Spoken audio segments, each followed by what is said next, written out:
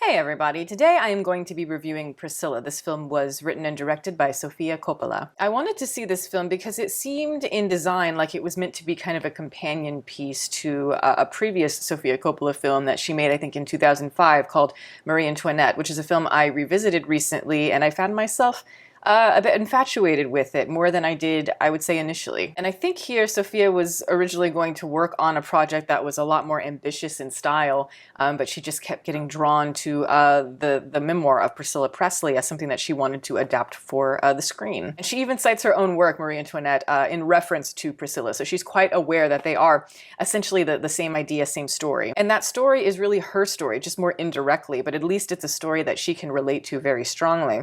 And with Sofia, my thing has always been, I think she has a great strength at making a certain type of film, a type of movie that's very kind of breathy, very airy, very sensory, aesthetically driven. She often captures these very impressionistic like snapshots, and they feel nostalgic, but at the same time very immediate to us, and that's kind of a cool quality. She's always finding just little sparks of life, I feel like. Sparks in the melancholia, sparks within the facades. But in the same breath, I do think that Sofia is the kind of director that needs to know what her strengths are and stick to them. She needs to stay in her lane, because I don't think that she's a particularly versatile director, and I don't think that she's necessarily deep either. When Sofia tries to express other perspectives that are different from her own, that maybe she can't comprehend, when she's trying to go for more like the heavy subjects or the controversial subjects, it always falls flat for me. Sofia knows that nepotism was her way in. She's grown up in the shadow of this very important filmmaker. She's grown up in a world of celebrity as a Coppola. She has a lot of privilege, obviously, and I think many people would die to be in her position, but at the same time, there are a lot of burdens,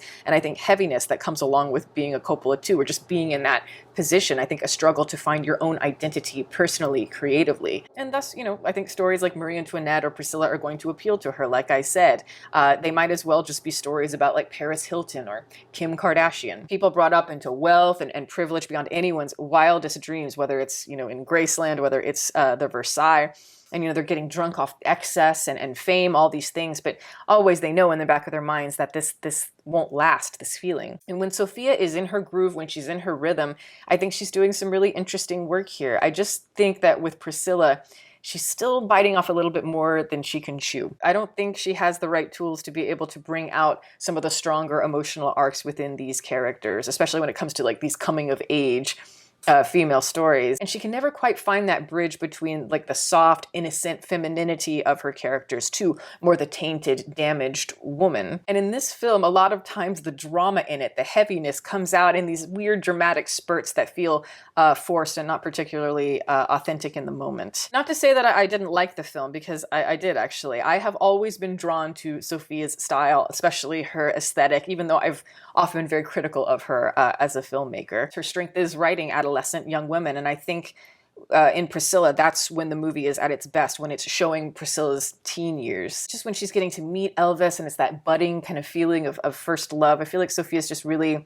comfortable in that setting. And maybe that's why I love The Virgin Suicides so much. It's my favorite Sofia Coppola film, just because, yeah, it's about girls who never had a chance to grow up. They never had that big arc into womanhood. And I love the way Priscilla is portrayed here, because she's just, living out like a Lana Del Rey song in real time, because she's, very innocent girl. As I said, she's still chaste, but, there's these explosive, raging teenage hormones that are brewing inside. And when you mix, first love into all of that, that's when things start to get dangerous. The good girl starts to become the bad girl. She starts saying things like, "I die for you." Maybe she starts doing drugs. Maybe she's, doodling "I love you" in your diary. And I'm not saying all of this is necessarily literal in the film. Some of it is, some of it isn't. But you can always feel echoes of those raging teenage hormones in Sofia's work. Just that feeling of softness and innocence, and yet it's about to just all unleash. Priscilla here, she has this weird like Lolita type of energy in the opening of the film, because again, she's like 15 years old here, and she's dating like this older guy. And then she slowly starts to become something else, something that he wants her to be. And she's more like this smoky femme fatale, and still very Lana Del Rey with like the bouffant dark hairdo and all of that. And it is very sad, because she is, again, she's being controlled by the man that she loves in a very Vertigo-esque sort of scene where he is picking her makeup and her hair and all this stuff. And the girl who plays Priscilla, I almost feel like she reflects a lot of Sophia's strengths and weaknesses in a way, just because I think she works really, really well in the first act. She just has a great quality visually. She has a very kind of pert face and a lovely kind of soft, feminine, romantic energy. She's youthful, and yet she has this maturity beyond her years, and you want to protect that beauty within her. You want to protect that innocence, and I think that's very important.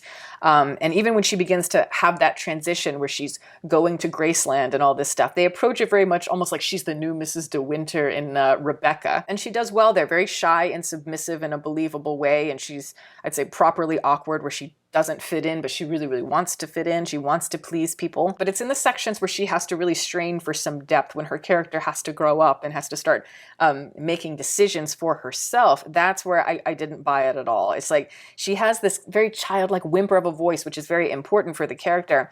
But there's no transition into more kind of this screaming, emotional person. Yelling at the husband, crying, it felt almost like Tourette's. I didn't buy it from her character. Not to say that she wouldn't be emotional in these moments, it's just the way that the actress portrayed it. It didn't feel right to me. And I don't think it's all her fault. I don't think the writing really helped her out either, because there just isn't a lot of flow in these sections where the reality of the situation is slowly creeping in. We needed an actress who could fully embody that transition, not just the early years, because I think by the end, Priscilla, you know, she's this battered woman. She's broken down. She's been through a lot. And yet I don't feel it in the ways that I think the movie wants us to feel it. I think part of it too is that Sophia's going less for that hazy, kind of impressionistic, euphoric quality that she usually goes for in her films.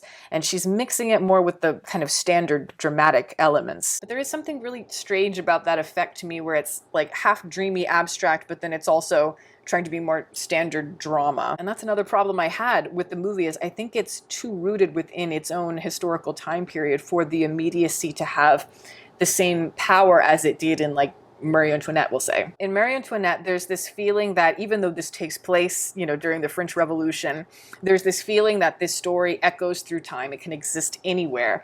And that is my favorite thing about it, just in terms of the effect. Priscilla, again, by contrast, is weighted down by its historical elements, and it just doesn't have that same airy, light feeling to it that, again, is such a strength for Sophia. I wanted Priscilla to drift more into that dreamy essence, because I think it could have been really powerful in the same ways that Marie Antoinette feels distinct and confident in that style. I will say Jacob Elordi did a fantastic job as Elvis Presley, and I really wasn't expecting that for whatever reason, but yeah, I think, you know, he totally captured the voice and the mannerisms without it feeling silly or cartoonish, and that is really, really hard to do when you're doing, you know, obviously somebody that is such an icon like Elvis. But he made him feel very human. He's properly charismatic, especially in the beginning of the film. He's the kind of guy that, yes, you can absolutely see yourself, you know, as a young teenager in the same position that Priscilla's in, where you just want to wrap your hands around his waist while he's on some, like, motorcycle driving down into the sunset. But where she fails to create that more dramatic arc for her character, I think he succeeds really well as Elvis. I think he's always believable when he starts to become more insecure, as you see more of those narcissistic tendencies start to come through. I don't think the writing always supports him, and yet he's still made up for it. So, you know, that's the sign of a good performance. I do think it is very interesting, the lack of sexuality in Sofia Coppola's films from a literal standpoint.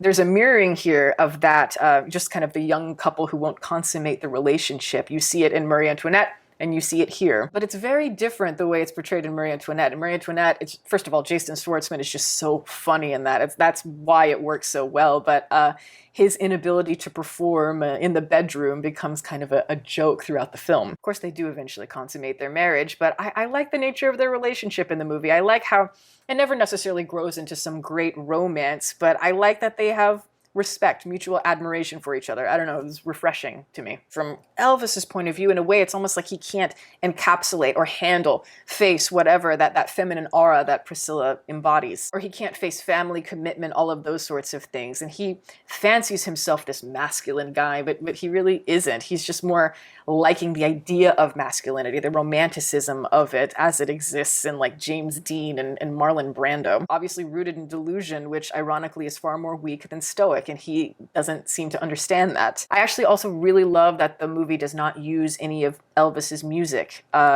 I know a lot of that had to do more with money and copyright, that sort of thing, but I don't know, it just, that would have felt like a distraction. And again, that would make it feel more like a standard biopic, and we're rooting it again in all of those historical elements where I don't think we need to. But yeah, I would say overall this film does have kind of a tired biopic structure to it, but it also has those moments that really remind me of, you know, some of the great Sofia movies. There are flickers of the flame coming in here. It's just not consistent enough for me. But I did enjoy the film. Again, I don't want to act like I hate it or anything. I just don't think that it's worth paying full price. I would definitely rent this movie though. You'll find some things to admire in it that you've probably liked from Sofia from the beginning. But again, I don't think it's one of her best films, but it's certainly not her worst. But that is my review. Thank you guys so much for watching. I'm going to plug my website as always. It is deepfocuslens.com. I'm an artist. I do commission portraits and I sell prints of my work. If that is something that you're interested in, you can always go to the website below. And if you have a question about a commission or a print, you can always email me. My email is in the description box below as well. Also, I'd like to give a shout out to my patrons who are fantastic. Guys, thank you so much for your support. Welcome to all the new members if you are interested in supporting. The link for that is below, as well as the rest of my social media information. You can watch my videos here, and you can subscribe if you'd like. Catch you next time.